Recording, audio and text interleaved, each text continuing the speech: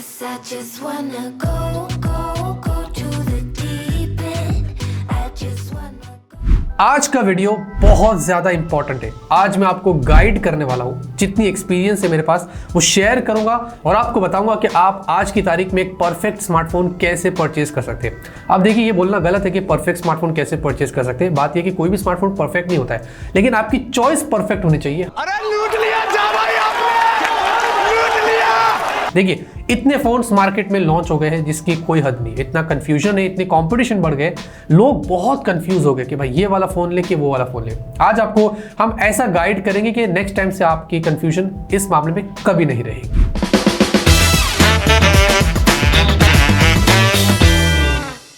पहली सबसे इंपॉर्टेंट चीज ये कि जब भी आप एक स्मार्टफोन परचेज करने निकलते हैं तो अनबॉक्सिंग देखकर डिसाइड मत करिए।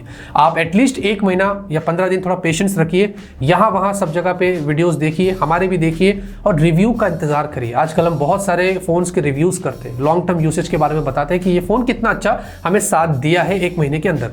आप वो देखने के बाद एक पर्टिकुलर फोन परचेज करिए। अनबॉक्सिंग देखने के बाद अगर आपने एक फोन परचेज किया, क्योंकि हम भी इसको प्रॉपर टेस्ट नहीं कर पाते अनबॉक्सिंग में, फिर उसमें अगर कोई इशू हो जाता है तो हमको ब्लेम किया जाता है और फिर उसके बाद बहुत सारे प्रॉब्लम्स आपको क्रिएट होते हैं। इसमें सबसे इंपॉर्टेंट बात ये होती है, आपकी हार्ड एंड मनी होती है, आपका पैसा जो होता है वो उसमें लगता है और आपको मायूसी होती है। और हमें जब ऐसे कमेंट्स आते हैं तो हमें बुरा लगता है कि यार ये गलत हुआ इस बंदे के साथ। इसलिए हम क्या करते हैं कि आपसे रिव्यूज स्टार्ट किए हैं और आपको एक फोन जब परचेज करते तो एटलीस्ट 1 महीना पेशेंस रखना है। उसके बाद ही रिव्यूज देकर अगर आप सेटिस्फाई है तो ही आप आगे बढ़िएगा।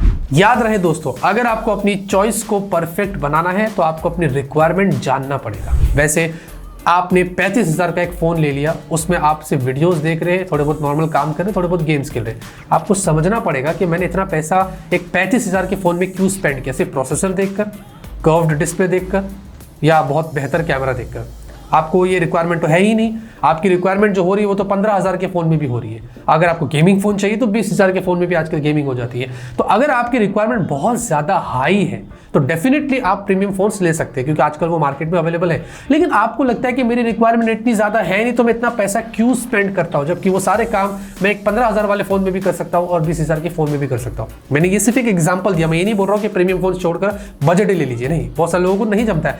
मैं आपको सिर्फ एक एग्जाम्पल दे रहा हूँ कि इस तरीके से आप अपनी रिक्वायरमेंट समझ लेंगे कि आपका काम क्या है, उस हिसाब से आप अपने बजट के लिए एक फोन परचेज कर सकते हैं। 4G या 5G, ये भी आज का एक बहुत बड़ा टॉपिक है। देखिए, इसमें एक सिंपल सी चीज़ है। अगर आपको 5G में बहुत ज़्यादा इंटरेस्ट है, 5G आपके लिए मेन प्रायोरिटी है, आपको बहुत हाई स्पीड इंटरनेट चाहिए तो डेफिनेटली 5G। लेकिन आपको लगता है कि नहीं, मैं 4G से ही खुश हूँ, मेरा सारा काम 4G में भी हो जाता है, ज़्यादा स्टेबल नेटवर्क मिलता है तो 4G। लेकिन याद रहे, आजकल मार्केट में बहुत सारे फोन सिर्फ 4G ही देते, 4G प्लस नहीं देते। बहुत रेयर ऐसे फोन से, आई थिंक मोटरोला वाले और दूसरे सैमसंग के में भी हो गए, जो आपको 4G प्लस देता है। 4G प्लस थोड़ी और आपको स्टेबिलिटी और बेहतर नेटवर्क कनेक्टिविटी देता है। तो आप उन वाले फोन्स को ऑप्ट करिए। अगर आप 4G फोन लेते हैं तो एटलीस्ट उसमें 4G प्लस का सपोर्ट होना चाहिए। लेकिन मेरा मानना यह है कि अगर आप एक स्मार्टफोन परचेज करें तो आजकल तो 12-11 हज़ार की रेंज में भी 5G फोन आ जाता है। मार्केट में अपडेट रहना है, आपको लोगों के साथ में आपको कंपीट करना है, और अगर आपको और हाई स्पीड कनेक्टिविटी चाहिए तो डेफिनेटली मेरा प्रेफरेंस ये रहेगा कि आप एक 5G फोन ही ऑप्ट करिएगा, ताकि आप जमाने के साथ चलते रहेंगे। सॉफ्टवेयर भी एक बहुत इंपॉर्टेंट पैरामीटर है किसी भी स्मार्टफोन का। हार्डवेयर जितना इंपॉर्टेंट पार्ट प्ले करता है उतना सॉफ्टवेयर भी, कितना ही वीक हार्डवेयर क्यों ना हो, अगर सॉफ्टवेयर अच्छा है तो वो उसको ऑप्टिमाइज करेगा और आपको काम भी वैसा करके देगा। इसीलिए याद रहे, आजकल इतने सारे फोन्स मार्केट में आ गए जिनमें सब में ज्यादातर हमें एड्स और ब्लोटवेयर देखने को मिलता है। बहुत कम ऐसे फोन है जिनमें ये नहीं होता है। लेकिन इनको सबसे पहले, जब भी आप कोई फोन परचेज करते हैं तो आपको सबसे पहले सारे ब्लोटवेयर को निकालना है, सारे नोटिफिकेशंस को बंद करना है, लॉक स्क्रीन के ऊपर सारे ग्लैंस को, पोस्टर को, सबको हटा देना है। इससे क्या होगा कि एटलीस्ट आप अपने सॉफ्टवेयर एक्सपीरियंस को थोड़ा इंप्रूव कर सकते हैं। स्पीड भी यहां पर इंप्रूव होगी और आपको एड्स और ब्लोटवेयर भी कम देखने को मिलेंगे। और एक और सबसे इंपॉर्टेंट चीज, इनकेस अगर आप एक स्मार्टफोन 2 साल के लिए परचेज कर रहे हैं तो ये चीज आपको जानना जरूरी कि उस फोन में 2 साल के अपडेट्स होने ही चाहिए।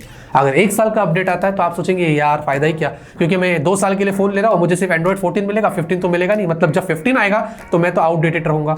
ये आपको समझना है। कोशिश करिए कि आप 2 साल के लिए फोन ले रहे तो उसमें 2 साल के अपडेट्स हो, 3 साल के लिए ले रहे तो 3 साल के अपडेट्स हो, या 1 साल के ले रहे तो 1 साल के अपडेट्स हो। ये भी एक प्रेफरेंस आपको सेट करनी पड़ेगी कि आप एक फोन ले रहे तो सॉफ्टवेयर अपडेट कितना इंपॉर्टेंट पार्ट प्ले करता है।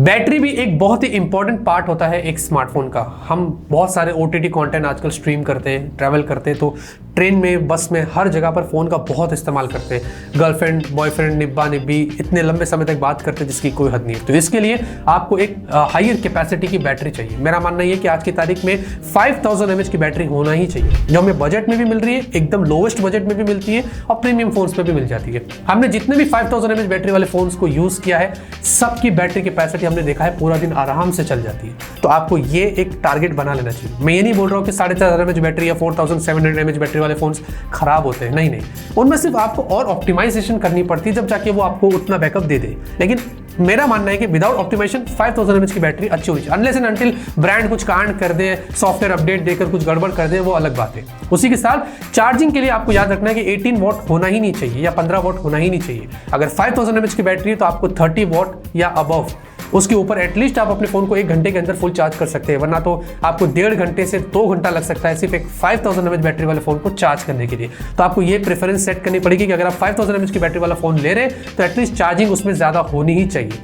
ये समझना है आपको। परफॉर्मेंस के लिए भी दोस्तों आपको बता देते कि आपको ये अपना माइंडसेट रखना है कि ऐसा नहीं है कि एक्सिनोस का लूंगा, यूनिसॉक का लूंगा तो मुझे बिल्कुल भी अच्छी परफॉर्मेंस नहीं मिलेगी। आजकल ये सारी चिपसेट्स भी अच्छा काम करती है। हाँ, इनमें फ्लॉज रहता है कहीं ना कहीं, क्योंकि स्नैपड्रैगन, मीडियाटेक आजकल बहुत स्टेबल चिपसेट्स प्रोवाइड करते हैं। इनमें ऐसा है कि कम पैसे में कुछ चीजें मिल जाती है, बट थोड़ा गर्म हो जाता है, कभी कुछ हो जाता है। बट एनीवेज दूसरी चीजें देखकर लोग एटलीस्ट वो फोन को प्रेफर कर ही लेते हैं कि सैमसंग का फोन एक्सिनोस है, 4 साल के अपडेट्स मिल रहे, चल ठीक है मैं ले लेता हूँ। दूसरे फोन नहीं दे पाते ये चीज। तो ये चीज भी आपको समझना है कि आपको ऐसा नहीं कि सिर्फ स्नैपड्रैगन और मीडियाटेक ही लेना है, दूसरे भी चिपसेट्स अवेलेबल है जो कुछ ना कुछ काम कर ही लेते हैं। इनमें सबसे इंपॉर्टेंट चीज आपको मैं बता दूं तो आपको एटलीस्ट मिनिमम 5 to 6 nm वाले चिपसेट्स लेना ही लेना है, जो कि आजकल बजट में भी मिलते हैं। ये जो 6 nm 5 nm ये एक प्रोसेस होता है, इसका मतलब ये कि जितना कम होगा उतनी बेहतर बैटरी भी आपको मिलेगी। तो परफॉर्मेंस तो अच्छी आपको मिलेगी, बैटरी लाइफ को भी वो इंप्रूव करेगा। तो ये भी एक अच्छा आपको टिप देता हूं मैं कि जब भी आपका कोई भी एक फोन परचेज करते हैं, कोई भी बजट में क्यों ना हो, 6 nm तो मिनिमम उसमें प्रोसेस होना ही चाहिए। कैमरा को लेकर भी बहुत मिसअंडरस्टैंडिंग है। लोगों को लगता है कि जितना ज्यादा हाईएस्ट मेगापिक्सल होगा उतने अच्छे फोटोज वो ले सकते हैं। और एक फोन लेने के लिए जब जाती है तो जो ऑफलाइन मार्केट में या ब्रांड ऑनलाइन में भी आजकल 4 कैमरास, वाह, लेकिन उसमें दो जो सेंसर्स होते हैं वो यूजलेस होता है, हमें पता है। आपको ये पहले तो ध्यान रखना है कि आपकी रिक्वायरमेंट क्या है कैमरे को लेकर। अगर आपको लगता है कि मुझे बहुत अच्छे फोटोज लेने तो फिर डेफिनेटली आपके लिए प्रीमियम फोन्स है, क्योंकि उनमें आपको बढ़िया कैमरा सेंसर मिलता है, लेटेस्ट सेंसर मिलता है जो आपको अच्छे फोटोज यहाँ पर निकाल कर देता है। बजट की अगर बात करते हैं तो आपको याद रखना है कि उसमें एटलीस्ट अल्ट्रावाइड सेंसर होना चाहिए। बहुत सारी ब्रांड्स आजकल इसको मिस करती है, लेकिन ये बहुत इंपॉर्टेंट चीज है जो मैंने यहाँ पर एक्सपीरियंस किया हूँ। 2-2 मेगापिक्सल आज तक मैंने यूज नहीं किया, लेकिन अल्ट्रावाइड मैंने कहीं ना कहीं किया हूँ। तो अल्ट्रावाइड सेंसर उसमें होना चाहिए। तो याद रहे, बजट में अगर आपको 108 मेगापिक्सल दिख रहा है तो उसको इग्नोर करना भी सही रहेगा, कुछ गलत नहीं है, क्योंकि 50 मेगापिक्सल भी उससे अच्छा काम कर लेता है। Reason, post processing. Brand 108 megapixel तो देती है, शार्पनेस तो मिलेगा क्योंकि सेंसर का काम है, लेकिन यहां पर पोस्ट प्रोसेसिंग इंपॉर्टेंट होता है। 50 मेगापिक्सल भी अच्छे आपको फोटोज देगा कंपेयर टू 108 मेगापिक्सल। तो ये भी आपको समझना पड़ेगा कि मेगापिक्सल इंपॉर्टेंट नहीं होता है, पिक्सल साइज इंपॉर्टेंट होता है। और याद रहे 4K वीडियोस तो होना चाहिए, लेकिन बहुत सारे लोग नहीं ले पाते 4K वीडियोस, क्योंकि लेते तो ठीक है, लेकिन मेरा मानना है कि फुल HD 60 FPS तो होना ही चाहिए, चाहे वो रियर हो या सेल्फी हो। और अगर आपको टेलीफोटो सेंसर चाहिए, पेरिस्कोप चाहिए, तो फिर उसके लिए डेफिनेटली बजट बढ़ाना पड़ेगा। और सिलेक्टेड फोन्स मार्केट में आए जिनमें टेलीफोटो पेरिस्कोप होता है, फिर आप उनके लिए ऑप्ट कर सकते हैं। एक और इंपॉर्टेंट टिप ये कि अगर आप कोई बजट फोन परचेज करते हैं तो याद रहे कि उसकी बजट क्या है। 15,000 है तो एटलीस्ट उसमें UFS स्टोरेज होनी चाहिए। आजकल तो 10,000 की रेंज में हमें UFS स्टोरेज मिलती है और LPDDR4X रैम सपोर्ट है। 10,000 के नीचे अगर 7-8 हज़ार का फोन है तो आपको उसमें eMMC और LPDDR4 रैम सपोर्ट मिलता है, तो वहां पर हम एडजस्ट कर सकते हैं बजट के हिसाब से। लेकिन अगर आपको 15,000 के नीचे या 15,000 के ऊपर कोई फोन मिलता है जिसमें eMMC वाला अगर स्टोरेज मिल जाता है तो डेफिनेटली उसको इग्नोर करना चाहिए। मेरा मानना है कि LPDDR4X और UFS स्टोरेज उसमें होनी ही चाहिए, तो ही आपको उस फोन को परचेज करना है, वरना वो आगे चल के बहुत ही ज्यादा हैंग और लैग करने वाला है। साथ में एक और चीज ये है कि आपको याद रखना है कि आप आज जो भी मार्केट में फोन परचेज करते हैं उसमें 64 GB तो इग्नोर ही करिए, 128 GB होना ही चाहिए। इतने सारे हमारे आज रिक्वायरमेंट्स है, इतना डाउनलोड्स हम करते हैं, बहुत सारी चीजें करते हैं, 64 GB इनफ नहीं है। मेरे ख्याल से तो 128 GB भी इनफ नहीं होगा, लेकिन still for on a safer side 128 GB को प्रेफरेंस बना लीजिए। और अच्छी बात है कि आजकल बहुत सारी कंपनीज जैसे कि टेक्नो, इन्फिनिक्स वाले जो है 128 GB स्टोरेज दे ही देती है, बजट में 8 GB की रैम भी देती है। दूसरी ब्रांड्स भी करती है, आजकल रेडमी वाले भी कर रहे हैं और बहुत सारे लोग करते हैं। तो ये चीज आपको समझना है। अगर बहुत लो बजट है, 7-8 हज़ार की 64 GB तो ठीक है, लेकिन 10,000 के आसपास उसको ऊपर चला गया, 128 को स्टिक कर लीजिए, वरना आप, मैं बोल रहा हूं, पछताएंगे। ये बात मेरी याद रखना। साथ ही साथ दोस्तों आपको बता देते हैं कि डिजाइन और बिल्ड भी एक बहुत इंपॉर्टेंट पार्ट होता है। देखिए हमारे पास यहाँ पर एक लेदर बैक वाला फोन है, उसके साथ साथ हमारे पास ग्लास बैक वाला भी फ़ोन हो जो यहाँ पर है नहीं, जो रेडमी वाला हमारे पास है, और उसके बाद आपको पॉलीकार्बोनेट वाले भी मिलते हैं। देखिए ग्लास बैक में ये होता है कि गिरने से टूटने का डर रहेगा, बिल्ड बहुत अच्छी मिलती है लेकिन स्क्रैचेस बहुत कम पड़ते हैं, तो वो एक चीज़ है। पॉलीकार्बोनेट में गिरने से टूटने का इतना डर नहीं रहता लेकिन स्क्रैचेस बहुत पड़ते हैं, तो ये इसका अपना एक अच्छा और बुराई है। और लेदर में ना इसमें गिरने से टूटने का डर नहीं रहेगा और स्क्रैचेस भी इतने ज़्यादा नहीं होते, तो ये भी डिपेंड करता है। लेदर वाले थोड़े लिमिटेड एडिशन भी रहते हैं, डिपेंड करता है कि आप इसको कैसे इस्तेमाल करते हैं। स्क्रैचेस तो वैसे सभी में आ सकते हैं, टूट तो सभी जा सकते हैं, बट मैं आपको सिर्फ एक एग्जांपल दे रहा हूँ। तो अगर आपको लगता है कि आपको एक लेदर बैक वाला फोन चाहिए, ग्लास वाला, पॉलीकार्बोनेट, तो वो भी एक अपना प्रेफरेंस सेट कर लीजिए और उसके हिसाब से आप एक फोन परचेज कर लीजिए। और जाते जाते इसके बारे में भी बात कर लेते हैं कि जब भी एक फोन परचेज करो तो फुल साइज स्लॉट होना चाहिए। आजकल लोग 2 सिम कार्ड यूज करते हैं और माइक्रो एसडी कार्ड भी यूज करते हैं। अगर आपको लगता है कि स्टोरेज आपके फोन में बहुत ज्यादा है, माइक्रो एसडी कार्ड की जरूरत नहीं है, हाइब्रिड वाले आपको काम कर देंगे। लेकिन आपको लग रहा है यार मुझे स्टोरेज भी एक्सपांड करना है लेकिन 2 सिम कार्ड भी यूज करना है, तो फिर डेफिनेटली जिस फोन में आपको फुल साइज स्लॉट मिलता है उसकी तरफ जाइए। अगर आप फोन के अंदर डुअल स्पीकर्स का मजा लेना चाहते हैं, आप ईयरफोन्स कम यूज करते हैं, बहुत ज्यादा स्टीरियो इफेक्ट चाहिए, तो डुअल स्पीकर वाले फोन यूज करिए। और डुअल माइक भी होना चाहिए, ये वीडियो के वक्त और कॉलिंग के वक्त नॉइज कैंसिलेशन में बहुत ज्यादा हेल्प करता है, तो ये भी एक इंपॉर्टेंट चीज है जो आपको ध्यान रखना है। साथ ही साथ सिक्योरिटी की भी बात कर लेते हैं। देखिए आज की दौर में तो कोई भी स्मार्टफोन सेफ नहीं है। अगर हैकिंग की बात आती तो आईफोन्स भी हैक हो जाते हैं, डेटा ब्रीच हो जाता है, सैमसंग भी हो जाते हैं, लेकिन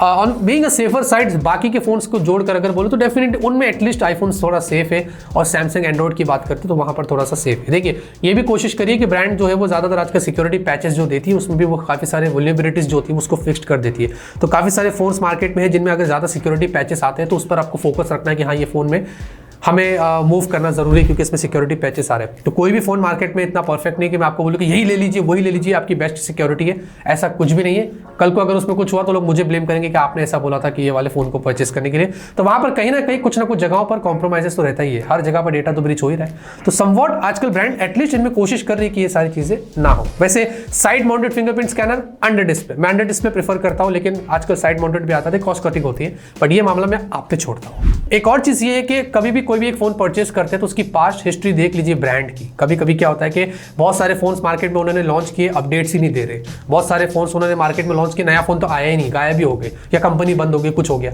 तो आपको ध्यान रखना है कि इसका कोई भी एक नया फोन आया तो 10 बार सोचकर आपको उस फोन को परचेस करना, वरना आप यहाँ के वहां रह जाएंगे। याद रहे हाल ही में पोको में मदरबोर्ड डेथ के इश्यूज हो रहे थे, तो उनके जो नए फोन्स आए हमने अनबॉक्सिंग नहीं किया, हमने उनके बारे में किसी को भी रिकमेंडेशंस नहीं दी, क्योंकि मैं 1-1.5 साल उसको ऑब्जर्व करना चाहता हूँ। लगता है कि इनमें कोई प्रॉब्लम नहीं है तो ही मैं आगे चल के इनके बारे में आपको वीडियोस बनाऊंगा या कुछ उसके बारे में बता दूंगा। इसीलिए मैंने आपको पोको के फोन्स रेकमेंड नहीं किया हूं। तो आपको ध्यान रखना है कि पोको फोन्स में मदरबोर्ड डेड इश्यूज है तो आपको इनसे बचना है फिलहाल के लिए। अब वीडियो भले ही लेंथी बना है लेकिन बहुत ही इंपॉर्टेंट था, और ये वो सारे टिप्स जो अगर आप इस्तेमाल करते हैं हमारी तरफ से तो डेफिनेटली आप मार्केट में एक बढ़िया फोन परचेस कर सकते हैं। उम्मीद करता हूं दोस्तों ऐसे वीडियोस अगर आपको पसंद आते हैं तो हर साल आपके लिए लाएंगे, गाइड करते रहेंगे, सपोर्ट करिए हमें, सब्सक्राइब करके रखिए। तब तक के लिए ऑलवेज कीप स्माइलिंग।